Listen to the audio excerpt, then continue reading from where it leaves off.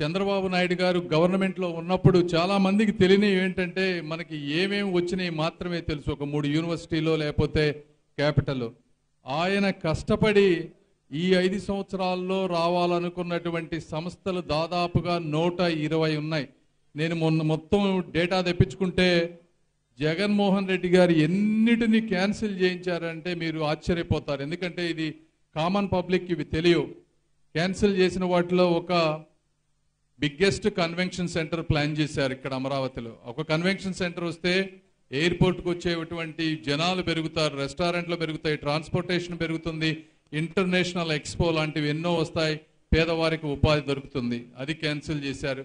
Basavatarakam cancer institute, మరి ఈ రోజున హైదరాబాద్లో నాణ్యమైన తక్కువ ధరకి క్యాన్సర్ చికిత్స దొరుకుతుందంటే అది దానికి డొనేషన్లు ఇచ్చేవాళ్ళు కూడా ఎన్ఆర్ఐలు కానీ తెలుగుదేశం పార్టీ అభిమానులు కానీ అలాంటి వారు. నేను కూడా ఇచ్చాను.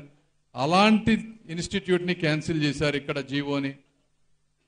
ఇట్లా హెచ్సిఎల్ టెక్నాలజీస్ సాఫ్ట్వేర్ కంపెనీ హైదరాబాద్లో ఉంది, బెంగళూరులో ఉంది, అమెరికాలో ఉంది. కొన్ని లక్షల ఉద్యోగాలు క్రియేట్ చేసేటువంటి కంపెనీ, దాన్ని క్యాన్సిల్ చేశారు. ఇట్లా చెప్పుకుంటా పోతే దాదాపుగా 120 సంస్థలు. అందులో కనీసం ఒక సంస్థను తీసుకురావాలంటే ఒక వ్యక్తి చాలా కష్టపడాలి. ఎందుకంటే ఈరోజు ప్రపంచం అంతా కాంపిటీషన్తో ఉంది. ఈ కంట్రీ కాకపోతే ఇంకో కంట్రీ, ఈ స్టేట్ కాకపోతే పక్క స్టేట్, ఎక్కడికంటే అక్కడికి వెళ్ళిపోతారు.